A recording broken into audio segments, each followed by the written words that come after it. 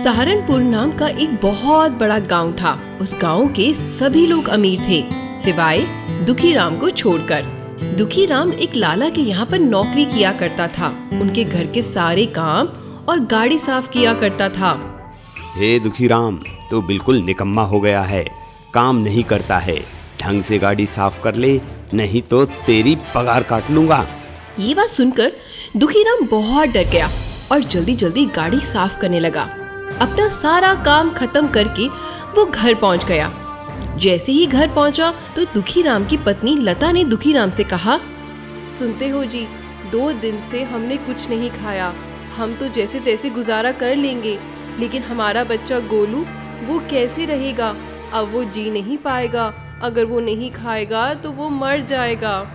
आप क्यों नहीं जाकर लाला जी से अपनी तनख्वाह मांग लेते? ये बात सुनकर दुखीराम बहुत दुखी हो गया।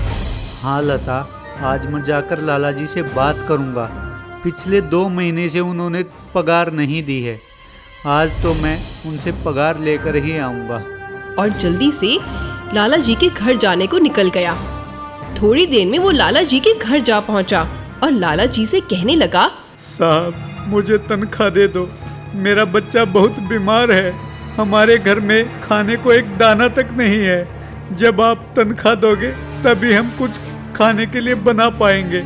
लाला जी दुखीराम को अपने घर में देखकर बहुत गुस्से में आ गए और बोले, तेरी इतनी मजाल कि तू मेरे घर में आके पैसे मांग रहा है, वो भी मुझसे। जा, नहीं देता पैसे, और आज से ही तुझे नौकरी से भी निकालता हूँ। भाग जा मेरे घर से। नहीं साहब, ऐसा मत करो, मेरे बच्चे भूखे मर जाएंगे। साहब आप मुझे नौकरी से मत निकालो। साहब मैंने अपनी तनख्वाह ही तो मांगी है। साहब मैंने काम किया है, हम लोग भूखे मर जाएंगे। साहब चुपचाप निकल जा मेरे घर से। मुझे नहीं रखना तेरे को नौकरी पे, और तेरे बच्चों का मुझे ठेका नहीं है। निकल जा यहाँ से। आज के बाद मुझे अपनी शक्ल मत दिखा देना। चल भाग।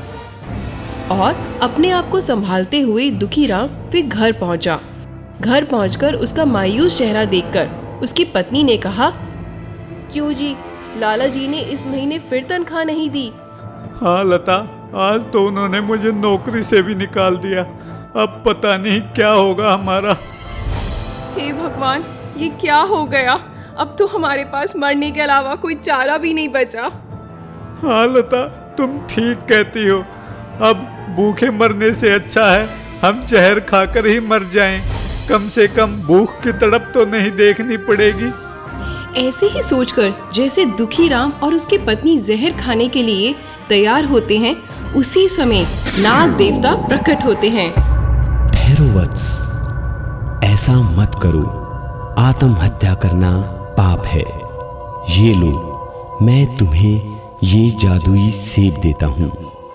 इसे तुम जमीन में गाड़ देना। ये तुम्हें अमीर बना देगा, तुम्हारी सारी इच्छाएं पूरी कर देगा। ऐसा कहकर नाग देवता अंतर्ध्यान हो जाते हैं। लता, ये कुल देवता का दिया हुआ सेब हमारी जिंदगी को बदल देगा। मैं इसे अभी जमीन में गाड़ कर आता हूँ। ऐसा कहकर दुखीराम अपने घर के बाहर आंगन में नाग देवता का दिया हुआ सेब गाड़ देता है। अगली सुबह जैसे ही उसके माता पिता और गोलू अपने घर के आंगन में आकर देखते हैं तो क्या देखा, एक बहुत बड़ा सेब उनके आंगन में उग आया है। गांव वाले देखकर चकित रह गए।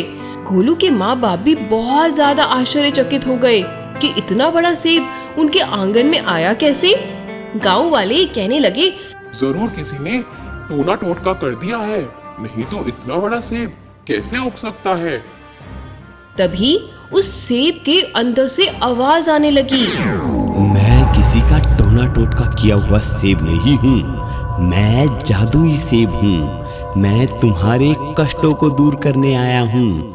तुम मेरे अंदर से कितने भी सेब निकाल सकते हो और उन्हें बेचकर अमीर बन सकते हो। ये बातें सुनते ही दुखीराम और उसकी पत्नी ने सेब को नमस्कार किया और जैसे ही उन्होंने धन्यवाद दिया, सेब के अंदर से बहुत सारे सेब निकलने शुरू हो गए। तभी दुखीराम और उसकी पत्नी जल्दी से बाल्टी और टोकरी ले आए और उसमें सेब भरने शुरू कर दिए और उन्होंने उस ठेले में सेब रखकर अपने गांव में बेचना शुरू कर दिया। धीरे धीरे उनके सेब बेचने से वो बहुत अमीर हो गए और गांव में सबसे बड़ा मकान उनका बन गया। उसके व्यापार की खबर विदेशों तक लग गई और विदेशों से भी लोग देखने के लिए आए कि ऐसा कौन सा सेब है दुखीराम के पास जो इतना व्यापार उसका फैल गया है। कहाँ उसके पास छोटी सी झोपड़ी थी और कहाँ गांव का सबसे बड़ा मकान बना लिया है। ये सब बातें लाला को पता चल गई। लाला से बर्दाश्त नहीं हुआ कि जो मेरे यहाँ पे नौकर था आज उसने गांव में सबसे बड़ा मकान बना लिया। उसको बहुत जलन होने लगी।